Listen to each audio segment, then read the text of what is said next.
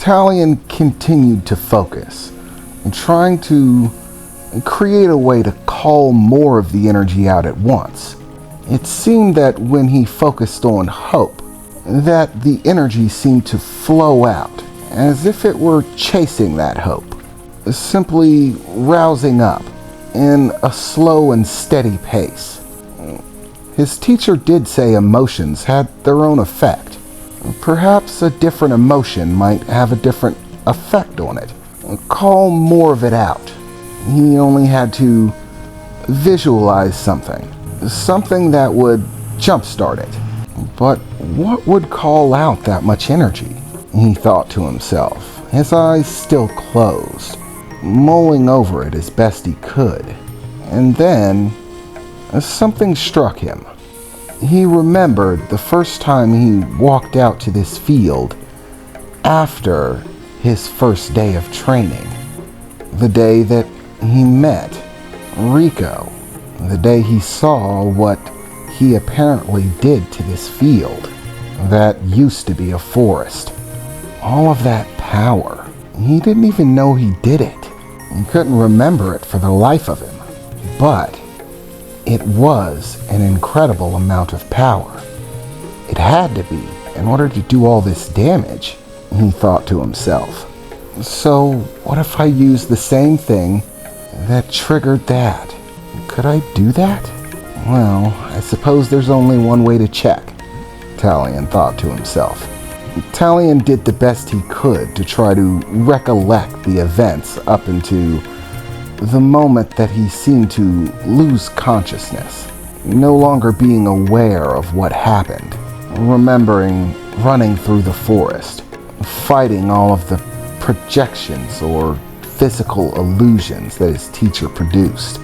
And finally, he got to the moment that he thought was going to be his end, when that massive monstrosity was reaching out to him, ready to gobble him up. Or so he believed at the time. And as that picture formed in his mind, freezing that very moment, feeling that very real chill go back up his spine, remembering how terrifying it was. Suddenly, the wind picked up around him, going from being a gentle warmth to almost feeling hot, like the heat of a fire.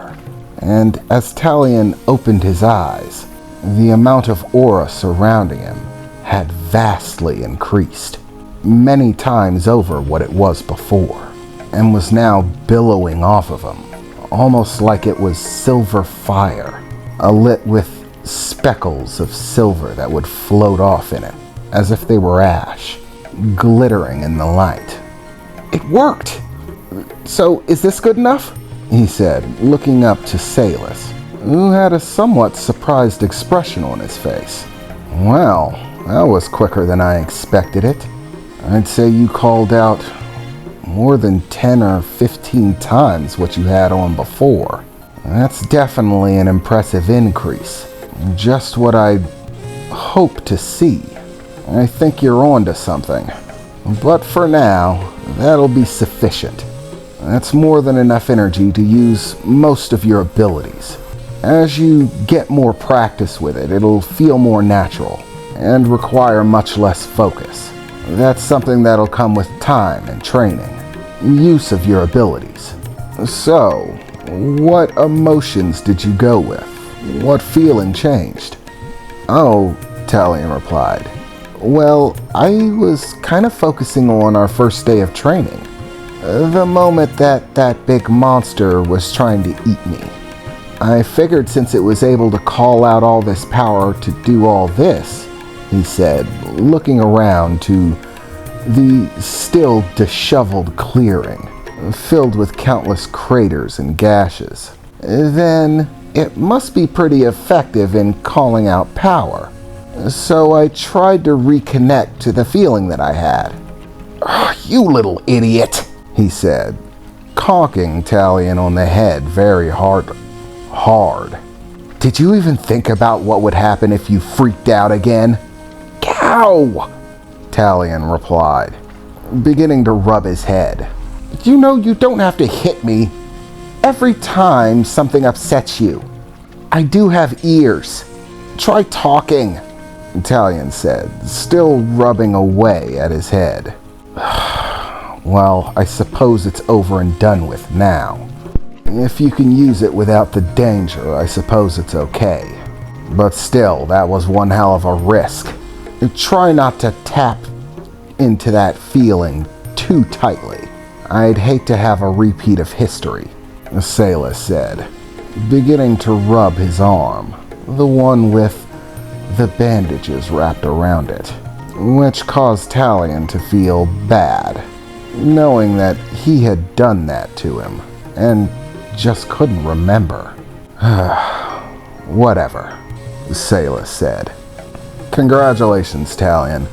You have successfully managed to summon sufficient demonic energy. Now that you can do so, it's up to you to master that, to learn to call that energy at will, and call it in the amount that you want it in. Once again, this is a talent you'll have to develop on your own. But now that you know how to do it, we can begin the second part of your training. Welcome to part 2, Use of Demonic Energy. Rico, go ahead and come back over here, he said, gesturing to Rico, who had taken a seat nearby and was watching the exchange. She smiled brightly as she got up from her seat and ran over. So, Rico get to train now? Rico very excited. No one in Rico's family know magic. Now Rico be the only one. Yeah. Try to focus, Rico. That goes for you too, Taleon, Sayla said with a very serious expression on his face.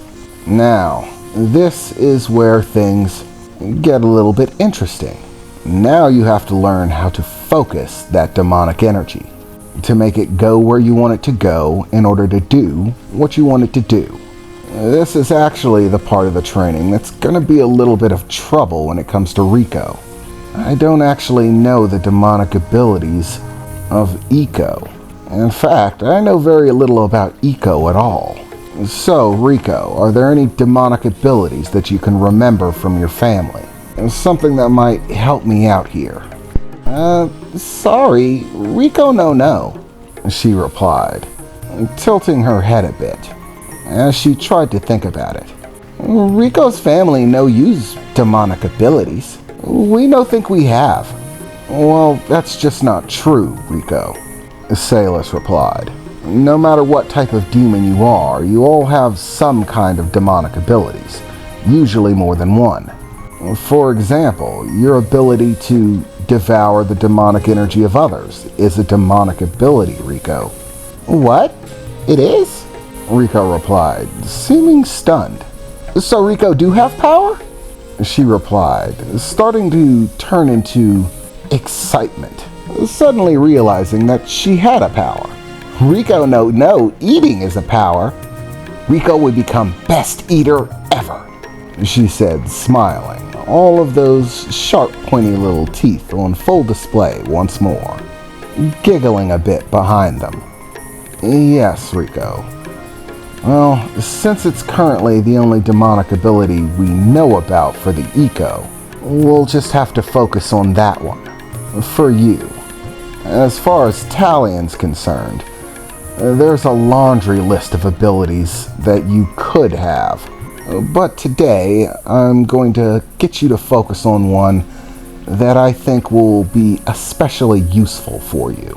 And this one is unique to you, Taleon. Neither your mother nor your father possesses it.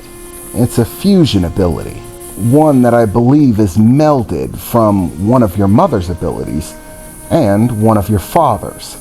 Somehow they combined in order to form a new skill, a new demonic ability that is unique to you. What? You never told me I had anything like that. And how do you know I have something like that? Taleon replied. Well, it's simple. I had to fight you when you were freaking out. You used this ability on me. It was actually quite of a pain in the ass. Made you very difficult to deal with.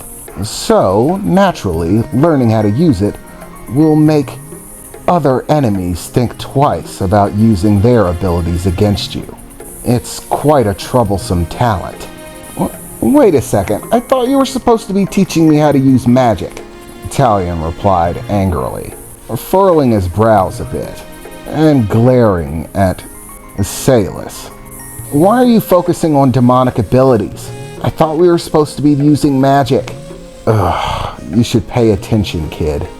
Listen, demonic abilities tend to be simple. It's a matter of focusing your demonic energy to a specific location in order to call upon a specific ability. It's very direct, simple.